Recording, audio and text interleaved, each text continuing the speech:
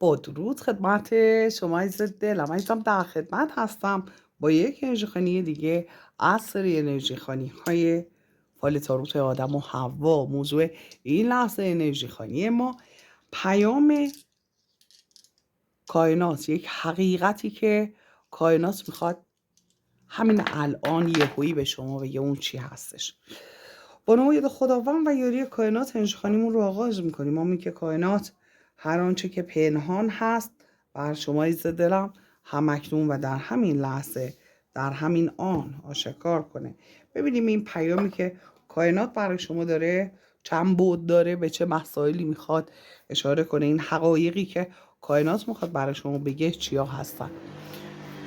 با نام و یاد خداوند و یاری کائنات، آمین که کائنات هر آنچه که پنهان هست رو آشکار کنه. آمین. بله، در خصوص مسائل احساسی شما و مسائل خانوادگی شما داره به هماهنگ شدن داره اشاره میکنه. سعی کنید که هماهنگی رو در خصوص مسئله خانوادگیتون به وجود بیارید. در خصوص مسئله احساسیتون سعی کنید اون هماهنگی رو به وجود بیارید و یک آلارم هایی رو دارید حس میکنید. اگر حس میکنید که یه نشانه هایی دارید دریافت میکنید که به سمت و سوی خوبی نمیره، سعی کنید کنترل کنید مسائل رو، یک هماهنگی، یک تعادل برقرار کنید که خدای نکرده برای شما مشکل ساز نشه. ولی اگر احساس تنهایی میکنی عزیز دلم، کائنات داره میگه به خاطر اینکه این هماهنگی و تعادل وجود نداره، به خاطر همین هستش که یکم احساس تنهایی داری میکنی شما عزیز دل من. و چیز دیگه ای که داره میگه یووا به معنای خانه هست، خانه، خانواده، حالا میگن کاشانه به فارسی. بله، به معنای یک محیط امن، گرم، صمیمی هستش و میگه اگر میخوای اون محیط امن و گرم و صمیمی خودت رو داشته باشی،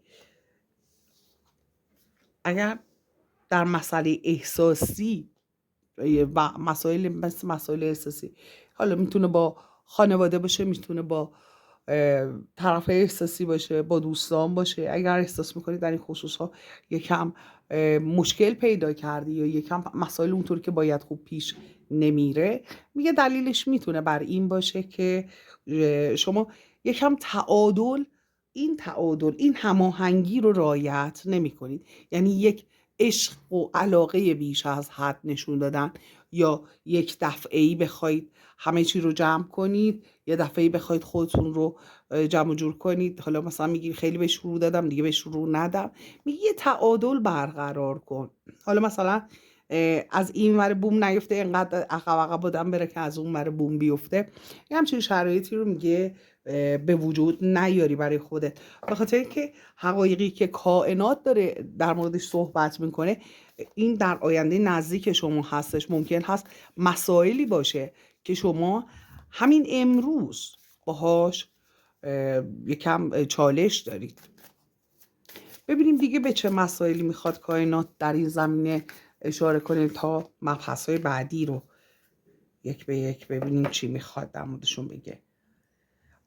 بله، میگه که یه موقع هستش انقدر از خودت فداکاری و گذشت نشون میدی و همش توی انرژی دادن استاد هستی، شما اول هستی، اون آدم خوبه شما هستی و با خودت میگی که پس چرا جوابی که دریافت میکنم، اون محبتی که باید به من بشه به من نمیشه، ولی خب به فلانی ببین چقدر همسرش توجه میکنه، دوستانش توجه میکنن، با اینکه اون به اندازه من هم فداکاری نمیکنه. اگر در زندگی در فرکانس فداکاری خودتو قرار دادی عزیز دلم، اون فرکانس قربانی شدن هستش، باید بگم که شما نمیتونی موفقیتی دریافت کنی طبق گفته کائنات، به خاطر اینکه شما در فرکانس فداکاری هستی، یعنی شما اصلا وجود نداری.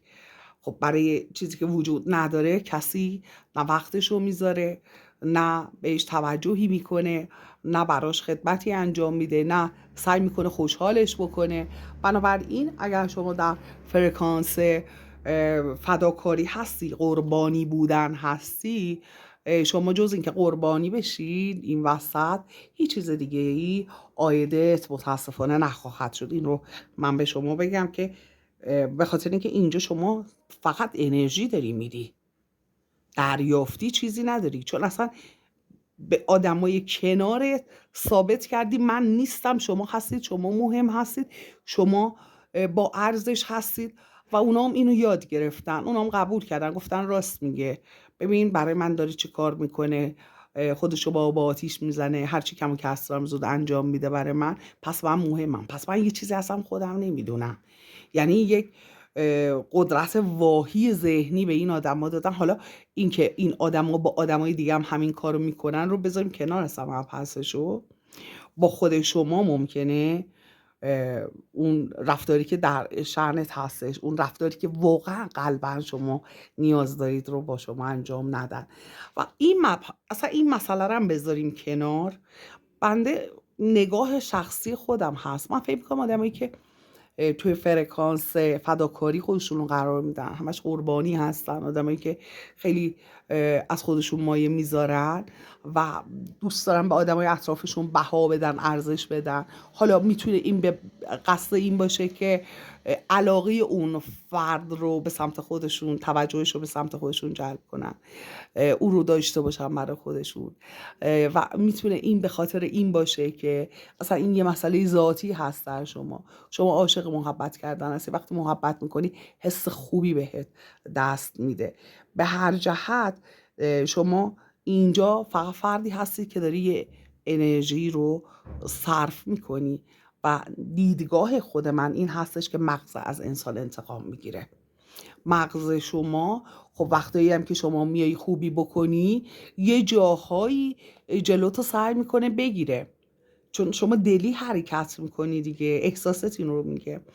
و بعد مغز شما از شما انتقام میگیره، همش شما شب خوابیدی بیدارت میکنه، میگه یادته چه خوبیایی کردی، دیدی چی کار کرد باهات. شما داری غذا میخوری، میگه یادته چی کار کرد باهات. نمیذاره شما فراموش کنی. چرا؟ چون میخواد اون رو حالت یه تجربه در بیاره برای شما. و چون شما از خودت گذشتی، مغزت از شما انتقام میگیره، مغزت راحتت نمیذاره و پیش خودت فکر میکنی که من ماهاست درگیر این مسئله احساسی هم، من ماها سالهاست درگیر این مشکل احساسی هستم و به خاطر همین هستش. البته بنده این نگاه بنده هست، حالا شما اگر دیدگاه بهتری دارید لطفاً کامنت کنید عزیز دلم. اگر قبول داری این نوع رو هم، این طرز فکر رو، لطفاً اون رو هم کامنت کن. ولی جلوتر بریم ببینیم دیگه چه مسائلی رو میخواد کائنات برای شما شکار کنه. بله، میگه که ارتباط گرفتن با آدمای اطرافت. ببین عزیز دلم، میگه یک هماهنگی به وجود بیار تا نه دور خود خیلی خلوت کنی، نه دورت انقدر شلوغ باشه که ندونی چه کار میکنی. آدمای همفرکانس خودت رو پیدا کن، با آدمای همفرکانس خودت سعی کن ارتباط بگیری. و بله، یک محبت کردن بی حد و اندازه رو داره بهش اشاره میکنه واقعا. یعنی که بی حد و اندازه محبت کردن شما که مربوط میشه دوباره به همون اتفاقی که بعدن شما پشیمون میشی از اون توجه های زیادی، چون از خودت هم گذشتی به خاطر اون توجه ها، به خاطر اون مهربونی ها، به خاطر اون محبت ها. بنابراین در خصوص مسئله زندگی شما، اون آلارمی که داره میزنه، اون زنگ خطری که داره کائنات به صدا در میاره و حقیقت پنهانی که داره برای شما آشکار میکنه، حالا این حقیقت ممکن هستش که اصلا یه بعد داشته باشه به عنوان راز، یه بعدی هم داشته باشه به عنوان یه زندگی معمولی، یک اون کاراکتر شما هست، شخصیت شما هست، مهربونی شما هست. یعنی شاید این حقیقت خیلی هم تا حالا برای شما رو به فکر فرو نبرده، تا حالا برای شما یک اولویت خاص نداشته، ولی میگه توی مسائل احساسی این رو اولویت قرار بده. کائنات. بله مثلا اینجا داره به یک عشقی اشاره میکنه که عشق ورزیدن بی حد و حساب، محبت کردن بی حد و حساب. و اینجا منت دار، بله منت دار بودن. حالا شما هزاران محبت میکنی، 1000 تا قدم ور میداری، انگار نه انگار یکی یه قدم برای شما میخواد برداره، یا همون آدم ها اگه بخوام برای شما قدم بردارن نمیتونن و یا این کار انجام نمیدن.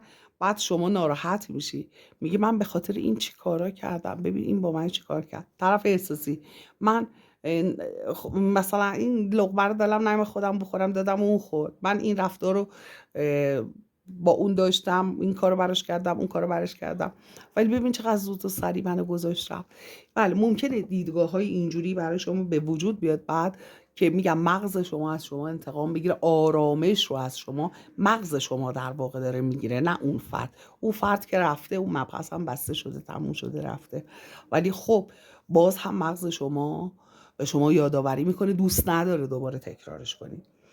و در اینجا کائنات میگه اگر شما بتونی این موضوع رو تو خودت حلش کنی، بتونی از پس این مسئله بر بیای، یک موفقیت بسیار بزرگی رو جشن خواهی گرفت. یک موفقیت بسیار بزرگی رو جشن خواهی گرفت و اتفاقهای بسیار بسیار شاد کننده، شادی آوری برای شما در راه هست. یعنی که شما خیلی خوشحال میشی، اتفاقهای بعدیش برای شما خیلی قشنگ هستش.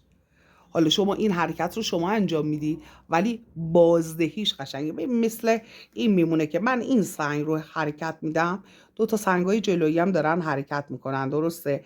به همین سادگی شما یه حرکتی رو انجام میدی، یه طرز فکری رو، یه طرز رفتاری رو برای خود در نظر میگیری، تأثیرش بسیار بسیار سازنده روی تمام مسائل زندگی شما میتونه باشه.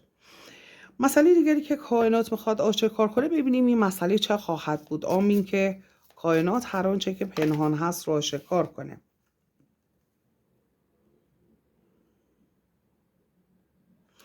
بله میگه از احساسات خودت محافظت کن و عشق در خونه تو رو میخواد بزنه. عشق در خونه تو میخواد بزنه و برای اینکه این عشق در خونه شما رو بزنه، شما باید یک حرکت انجام بدی. فراموش نکنین رو. یعنی که توی این عشق موفق باشی. حالا میتونه یک طرف احساسی که رفته برگرده، میتونه اگر منتظر یه فرد جدیدی هستی او به سمت شما بیاد، شما رو ببینه، در مسیر زندگی شما قرار بگیره، یا یک فردی هست که شما روش کراش دارید، این فرد بتونه پا پیش بذاره بیا جلو. بسترسازی باید بکنی، شما باید خودت رو آماده بکنی برای اون شرایط فعلی. فرکانس فعلی فرکانس فداکاری هستش. شما باید فدا بشی دور از جون، شما باید از خودت بگذری، از خواسته هات باید بگذری. یعنی شما اصلا نیستی که چیزی بخواهی از کائنات، ولی وقتی شما همه چی رو کنترل میکنی، همه چی رو حد اندازه‌اش رو تعیین میکنی، به خودت عشق می‌ورزی، به خودت توجه میکنی، ذهن شما، اون حاله اطراف شما، موجودیت شما رو به جهان هستی اعلام میکنه. اونجا هستش که شما دریافتی خواهی داشت. میگه شما وقتی این کار میکنی، اینجا داره آلارم میزنه برات، ولی بعدش داره چی میگه؟ که شادی های خیلی زیادی خواهی داشت و پیشرفت های بسیاری در خصوص مسائل احساسی و مالی و مسائل مختلف زندگیت خواهی داشت. چون روح انسان، انرژی انسان وقتی حال دل آدم خوب باشه، ذهن انسان وقتی آرامش داشته باشه، همه چیز خوب پیش میره. مثل آدمی که خدای کرد قلبش، پمپاژ قلبش مثلا میزون نباشه، خب همه چی از دست میره. ولی وقتی قلب اون فرد شفا پیدا میکنه، تمام بدن، تمام ارگان ها خوب دارن کار میکنن. درسته؟ بنابراین داره یک نقطه ضعف رو بهش اشاره کرد کائنات، یک نقطه قوت هست در شما، در واقع امپاتی بودن شما، با احساس بودن، مهربون بودن، با گذشت بودن. اما با همه اینها نمیتونید شما در کنار همه اینها اون موجودیت خودتون رو هم داشته باشید وقتی بیش از حد باشه. بنابراین کائنات میگه تعادل به وجود بیاد، نمیگه بی‌رحم باش، نمیگه ظالم باش، نمیگه آدم‌ها رو دوست نداشته باش، میگه تعادل به وجود بیاد. یعنی که خدازاری هم نکن. یه مسئولیتی رو نمیتونی قبول کنی، یه نفر میگه بیا برای من این کار رو انجام بده، شما میگی باشه.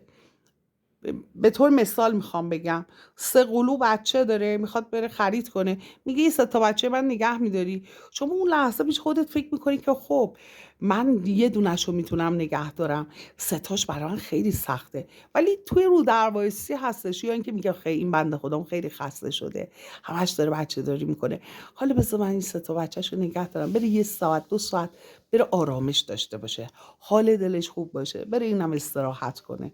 و اون مسئولیتی که قبول کردی قربونت برم شما رو به ناکجا آباد میبره. چرا؟ چون شما اون 3 تا بچه رو نتونی کنترل کنی، برای یکیشون یه بلایی سرش بیاد، بعد موضوع خیلی بدتر میشه. یا اینکه اون لحظات خیلی ممکنه برای شما پر از استرس، پر از اضطراب، پر از نگرانی بگذره و از نظر روحی، از نظر جسمی به شما بخواد فشار بیاره. بنابراین کاری که در حد و توانت هست رو سعی کن تو زندگی انجام بدی. مسئولیت کسی رو اگر قبول میکنی در حد توانت باشه، بیش از توانت نباشه. خودتو تحت فشار قرار ندی که مسئولیت یکدیگر رو انجام بدی. و کائنات داره در اینجا دقیقا با شما به این شکل صحبت میکنه، میگه تعادل رو برقرار کن در خصوص مهربانیت. مهربانی بیش از حد، حتی یه مثل داریم خوبی از حد بگذرد. بله، چون بعضیا واقعا اون نیت قلبی شما رو متوجه نمیشن، حس نمیکنن و دقیق نمیفهمن، یه جور دیگه برداشت میکنن. برای همین هستش که اونجا هستش که شما در واقع در شرایطی قرار میگیری که انگار که خدای نکرده نیستی اصلا. مسئله دیگری که کائنات داره بهش اشاره میکنه جاذبه و قدرت جاذبه شما. میگه قدرت جاذبه شما از اول شروع میشه، یعنی که شما قدرت جاذبه شما فعال میشه. چرا؟ چون شما داری به خودت هم فکر میکنی. خب خودتو دوست داری، ذهنت حس خوبی داره. خودتو دوست داری، به خودت توجه میکنی، قلبت هم حس خوبی داره. شده مثلا یه موقع گلا رو آب بدی، همینطوری که شلنگ دستته تو باغچه بری حالا یا حالا گلدونت آب بدی، یه دوربین بذارید از دور خودتو نگاه کن، بعد میبینی که داری لبخند میزنی گلا رو آب میدی با شلنگ. تا حالا پیش اومده آدمایی که دارن به گل آب میدن، به باغچه آبیاری میکنن، تا حالا توجه کردید با لبخند این کارو میکنن؟ ببین، پس انرژی که به خودت میدی خیلی مهمه، کاری که داری انجام میدی خیلی مهمه. شما داری گلها رو آبیاری میکنی، باغچه رو آبیاری میکنی، گلدونت رو داری آب میدی، ولی داری یه کار خوب میکنی، ولی اون انرژی هم که دریافت میکنی خوبه، حس خوب بهت میده. ذهنت تو فکر انتقام نیست، قلبت نمیشکنه. بنابراین بدون که کجا چه کار میکنی عزیز دلم.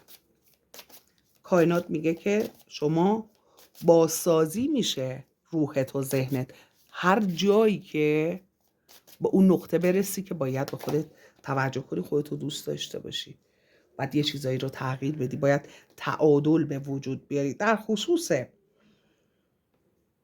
اون مسئله‌ای که ذهنتو درگیر کرده. در همین موارد اگر الان چیزی به ذهنت رسید که آیا اگه اینطوری بشه، اونطوری بشه، اینجوری کنم، اونجوری کنم، چی میشه؟ چیزی که ذهن شما رو، آره عزیز دلم، مشغول کرده، کائنات میگه که این فکر هر چی که هست 100% به نفع شما هستش. میگه ساده بوکادار، میگه فقط همینقدر میگم بهت، ساده بوکادار، فقط همینقدر بهت دارم میگم.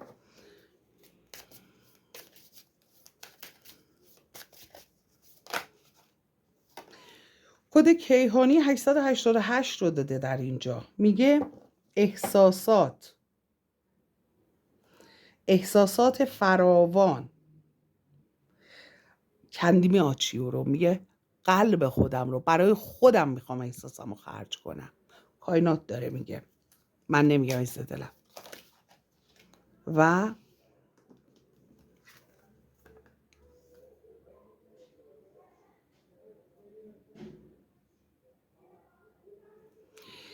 از نظر احساسی در مسیر شفا هستی. همین که الان این ویدیو رو داری نگاه میکنی، قربونت برم، کائنات میگه در مسیر شفا هستی. آمین. آمین که در مسیر شفا هستی عزیز دلم. بله، سنگ های پاکسازی چاکراها هستش، 7 چاکرا هستش و به نیت شما عزیز دلم اینو خریدم اینجا گذاشتم. وقتی انرژی خوانی برات میکنم به خاطر همین هستش که چون این سنگ ها مثلا فقط برای یه نفر میتونن باشن، منم برای فقط شما یه نفر این سنگ ها رو گرفتم برای شخص شما. وقتی دستمو میذارم روش به نیت شما انجام میدم، به خاطر همینه که انرژی خوانی هامون انقدر با هم خوب به قول معروف انرژی میگیریم، به هم انرژی میدیم. بله، جوابت رو شما انقدر قشنگ دریافت میکنیم. کد کیهانی 666 هم داره میگه از نظر احساسی و رابطه بین شما و طرف احساسیت منظورش هست، میگه که یک بار دیگه مرور کن، الان که این ویدیو تموم میشه این ویدیو رو خوب تا آخر نگاه کن، یک بار دیگه رابطت رو مرور کن. دقیقا نقطه ضعف و نقطه قدرت رابطت رو دریافت خواهی کرد، متوجه خواهید شد و روی اون کار خواهی کرد، جواب خوبی رو دریافت خواهی کرد. ببین کد کیهانی 666 داره به شما اینو میگه و ببین قلب و عشق رو داره بهش اشاره میکنه. بله، میگه که قلبت رو به سوی برای عشق، برای دوست داشته شدن باز کن، برای اینکه خودت دوست داشته بشی، نه اینکه فقط دوست داشته باشی، دوستت داشته باشن. در فرکانس توجه و دوست داشته شدن خودت رو قرار بده، چون شما لایق بهترین ها هستی.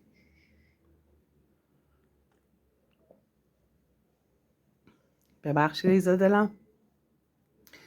ولی امی که کائنات هر آنچه که پنهان هست رو بر شما عزیز دلم همکنون در همین لحظه آشکار کنه. ببینیم که دیگه در مورد چی میخواد کائنات به شما. حقایق پنهان دیگری رو قرار هست برای شما آشکار کنه با این دک. اون حقایق چه هستن؟ آمین که کائنات هر آنچه که پنهان هست رو همکنون در همین لحظه آشکار کنه. بله، برگشتن به یک سری شرایط، همونطور که گفت اینجا بازبینی کن، ببین کجای کار اشتباه کردی، از نظر مالی و از نظر احساسی. اگر شرایطی ویژه‌ای داشتی که میخوایی باز همون شرایط رو داشته باشی، بنابراین میگه بازبینی کن. و اینجا مرغ مگس‌ها رو داره بهش اشاره میکنه. آدمای مزاحم رو از خودت دور کن، انرژی های منفی. بنابراین اینجا کائنات داره به انرژی های منفی اشاره میکنه. مزاحما، آدمایی که انرژی منفی میفرستن که خیلی هم این انرژی خیلی مبحثش زیاد هست. ببینید مبحث بسیار بسیار پیچیده و در این حال بسیار ساده‌ای هستش. بنده خودم انرژی خوانی خصوصی انجام میدم. من ترکیه هستم، یه فردی از ایران، بنده از واتساپ صوتی دارم برای این فرد انرژی خوانی انجام میدم. شما پیش خودت فکر میکنی که خب من در روز میتونم برای 10 نفر انرژی خوانی خصوصی انجام بدم، درسته؟ اما این اشتباهه، نمیشه. شاید توی این 10 نفر 5 نفر انرژی خوب داشته باشن، انرژی سفید باشن. 5 نفر انرژی منفی بدن، انرژی خوار باشن. وقتی برای یه آدمی که ببین یه کسی انرژی خانی میکنه، به عنوان یه فردی که انرژی خانی میکنه دارم میگم، وقتی با فردی که انرژی خوار باشه انرژی خانی میکنم، من به عنوان یک انرژی خان اون روز دیگه برای هیچ کس دیگه نمیتونم انرژی خانی خصوصی انجام بدم. تا این حد انسان رو تحلیل میده. حالا شما میخوای اصلا بگو سطح انرژی من فلانه، به همان هر چی میخوای بگو، خدا نکنه به یکی اینجوری بر بخوری، یعنی اون روزی که فلج هستی شما هیچ کاری نمیتونی انجام بدی. تا این حد انرژی شما رو میتونه بخوره. بنابراین شما به عنوان یه فردی که اصلا من میگم در این لول هستی، در سطح بسیار بالایی از انرژی هستی، حتی میگم حالا مثلا میگم ها، من با 2 نفری که انرژی خانی انجام بدم انرژی خوار باشن، با 2 نفر که انرژی خانی انجام میدم انرژیم تموم میشه. شما خیلی بهتر از من انرژی داری با 3 نفر، با 4 نفر، ولی موضوع اصل قضیه یه چیز دیگه است. اصل قضیه این هست که این انرژی تموم میشه، این انرژی هدر میره، این انرژی خورده میشه. برای اون فردم درمان نداره ها، یعنی که فکر کنی اون شاید مثلا یه خورده حس و حالش بهتر بشه بعد این مسئله، ولی خب بالاخره دوباره روز از نو روزی از نو تا سبکش رو تغییر نده.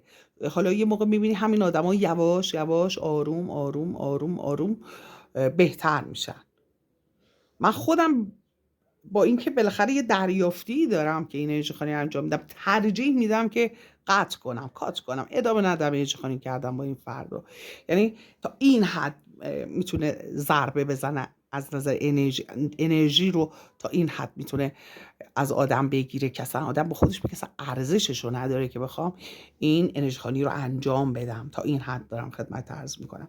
بنابراین میخوام به شما بگم که این مبحثی که کائنات داره الان به شما به عنوان یک حقیقت، به عنوان یک راز پنهان برای شما داره در مورد صحبت میکنه، خیلی جدی تر از اونی هست که شما بتونی تصورش رو بکنی. این آدمای انرژی خوار اطراف شما، چند تا از شاخصه‌هاشون رو میخوام بگم. به طور مثال این فرد سعی میکنه همیشه شما رو بدهکار کنه. مثلا میگم این فرد طرف احساسی شما میتونه باشه، از افراد خانواده شما، حتی دوستان شما میتونه باشه. شما رو در شرایطی قرار میده که شما ساعتها بگه که مثلا من نگفتم، من این حرف رو نزدم، مثلا نمیدونستم که من وقتی اطلاع ندارم چطوری. شما ساعتها حرف میزنی، بعد میگه آره فلانی خودش گفت به من که من خودم گفتم. پس تو مریضی، مشکل روحی داری. ساعتها داره بهت میگه این بنده خدا، میگه من نگفتم، مثلا خبر نداشتم. مثال عرض میکنم، ممکن من بر نداشتم، مثلا من این کارو نکردم، من اینا نگفتم، من اینجا نرفتم. اجازه میده شما ساعتها انرژی بذاری از خودت دفاع کنی یا حالا توجیهش کنی، در صورتی که اصل قضیه رو میدونه. و اینجور آدما خیلی زیادن. این یه نمونشه. یا شما رو در شرایط قرار میده شما یه کاری رو که میتونستی از 5 دقیقه انجام بدی، یه کاری میکنه به قول معروف یه حرکت آکروباتیکی درست میکنه که شما اون کاری که 5 دقیقه باید انجام بدی رو توی 5 ساعت انجام بدی. یه گره‌ای که با دست باز میشه رو شما با دندون باز کنید. تا این حد تاثیرگذار هست. منظورم این هستش نسبت به این مسئله. عزیز دلم، بنابراین میگه که این انرژی منفی رو از خودت دور کن، خیلی خطرناکن. بله بسیار بسیار خطرناک هستن. این انرژی ها رو از خودت دور کن عزیز دلم. با این آدم ها وقت نگذرون. هر وقت تماس میگیرن میخوان حرف بزنن، میخوان چالش بکشن دیگه، یا زنگ بزن از شما یه چیزی بپرسه بره 10 تا بذاروش به یکی دیگه بگه. چه کار داری جوابشو بدی؟ بگو کار دارم، خوابم، نمیدونم، دارم به خودم توجه میکنم. ساعت قهوه و موزیکمه. این خیلی بده. اینو من امتحان کردم. من هر روز صبح بیدار میشم، ساعت 9 صبح مثلا تا ساعت حالا 10 و نیم اینا، ساعت قهوه منه و موسیقی گوش کردن منه. بعد خب خواهرام اینو میدونستم. بعد یه موقع یه کاری داشتم، حالا تماس میگرفتم میگفتم من قهوه میخورم. بعد یه مدت محل میدادن به من. میگفتن میگه ساعت قهوه‌مه، ساعت موسیقیمه، من کار مهم دارم باهات.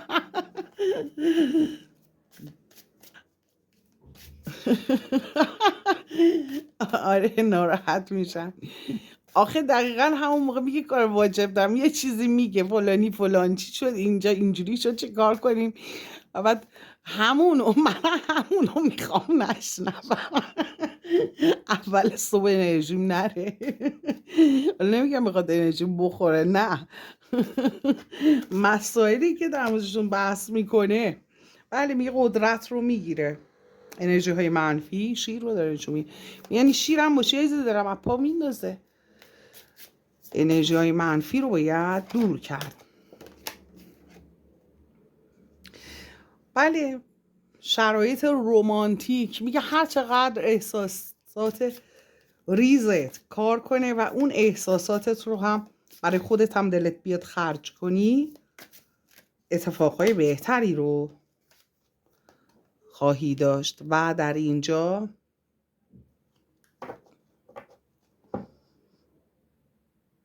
بله، به دست آوردن، میگه اگه میخوای خواسته هات رو به دست بیاری، اگر منتظر بازگشت فردی هستی، بنابراین شما باید انرژی های منفی رو از خودت دور کنی، به خودت توجه کنی و اینها همه باعث میشه هم شرایط مالی هم شرایط احساسی شما دگرگون بشه.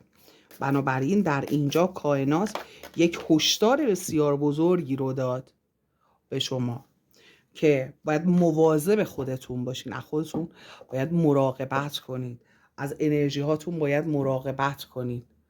یه نفر هستش خب هر روز با یه نفر انرژی کار میکنه، خب هر روز آپدیته. یه نفر هستش که شاید شما از اون دسته افرادی باشید که همش اطلاعات، مسائل غمگین، ناراحت کننده، همش با مشکلات و این مسائل میخوای سر کله بزنی. عزیز دل من، شما بالاخره توان داری دیگه، هر انسانی یه توانی داره. مگه شما چقدر انرژی به دست میاری که بخوای با اون حرفا و اون مسائل و به یه چیزایی که واقعا ناراحت کننده هستش بخوای اون انرژی قشنگ خودت رو خراب کنی؟ در اینجا کائنات داره جزو حقایقی که باید شما بدونی و در زندگیت عملی کنی داری ازش یاد میکنه و یعنی خیلی مهمتره این مبحث از اون چیزی که حتی فکرشو کنی. یعنی که یه سری از مشکلاتی که شما داری اصلا بی خودی هست که به وجود اومده، اینطور میخواد کائنات بهت بگه عزیز دلم. یه سری از مشکلاتی که شما داری باش دست و پنجه نرم میکنی اصلا نباید باشه. انگار که مثلا میگه طرف سرش درد میکنه، انگار مثلا برای ناراحتی، برای دعوا مثلا، دیدیم میگن یه مثالی هست اونجوری هست. یعنی یه چیزی که اصلا نباید باشه برای شما، اصلا توی سرنوشت شما نیستش. فقط شما به خاطر اینکه مهربون هستی سعی میکنی مشکلات دیگران رو هم حل کنی. وقتی اونا رو هم حل میکنی، اون انرژی که صرف میکنی چون در توانت نیست اون کارو کردی، فشاری که بهت اومده شما رو خسته میکنه. در واقع انرژی شما به اندازه اینکه خودتو، زندگیتو، مسئولیتاتو و مسائل خودت رو بتونی حل کنی هستش انرژی شما. بله، بیشتر نمیخوام در این موضوع توضیح بدم، شاید چون یه موقع هستش سوء تفاهم بشه، فکر کنن که بنده به منظور دیگری دارم، یعنی کمک نکنیم به هم. نه، اصلا مبحث کمک نکردن به دیگران، کمک کردن نکردن نیست. موضوع این هستش که در حد توانت به طور مثال شما میخوای کار کنی، به اندازه یه نفر میتونی کار کنی عزیز من، نمیتونی به اندازه 2 نفر 3 نفر 4 نفر کار کنی که اندازه توانت، انرژیت. بله، ابرفرشتگان هم دارن به شما میگن که خب حقایقی که برای شما آشکار میشه به این شکل هستش که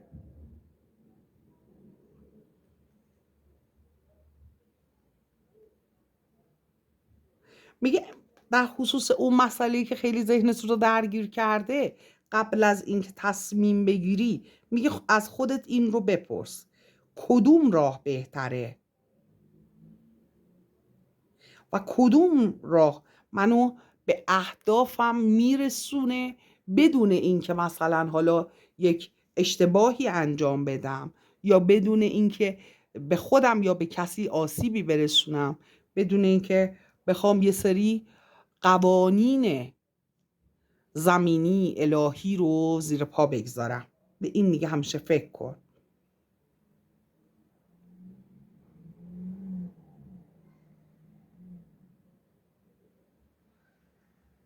و کدوم راه هستش که منو از اینکه پیشرفت کنم باز میداره. خب یه راههایی هم هستن که جلوی پیشرفت آدم رو میگیرن، میگه اون رو هم همیشه در نظر بگیر. بگو بهترین شکلش اینه، خدای نکرده بدترین شکلش هم اینه، در نهایت این میشه، اینقدر ضرر میکنم، این اتفاق میفته. یه چیزی باشه که مغز جا نخوره، فشار روحی یک آنی به دست نده در پایان اون موضوع، اگر خدای نکرده اون موضوع طبق میلت پیش نرفت. یکی دیگه از حقایقی هستش که کائنات داره برات باز میکنه.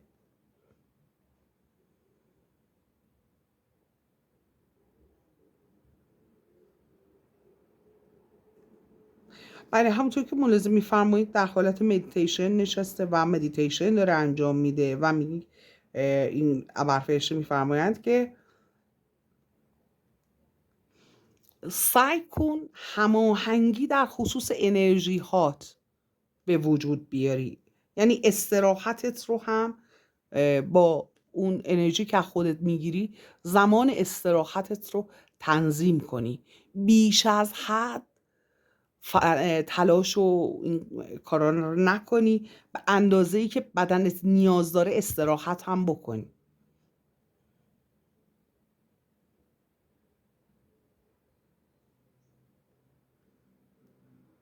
بله، و میگه که تا آرامشت سر جاش باشه و از نظر روحی وسعت پیدا کنه، روحت رو فشرده نکن، محدود نکن، خود اذیتش نکن، بذار آرامش داشته باشه، بذار راحت باشه.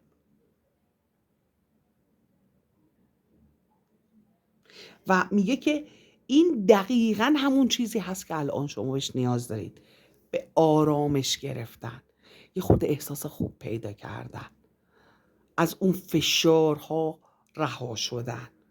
روح شما رو خیلی تحت فشار میبینه کائنات و هشدار داره میده به شما، میگه که تعادل رو، هماهنگی رو به وجود بیار، به خودت رحم کن، میگه خودتو دوست داشته باش. میگه ولی عزیز دلم، چه تا این لحظه لایک سابسکرایب نکردی، لطفا لایک کن، سابسکرایب کن، از چنل خودت حمایت کن، در نور باشی. نظرتو در خصوص این انرژی لطفا کامنت کن. در نور باشی.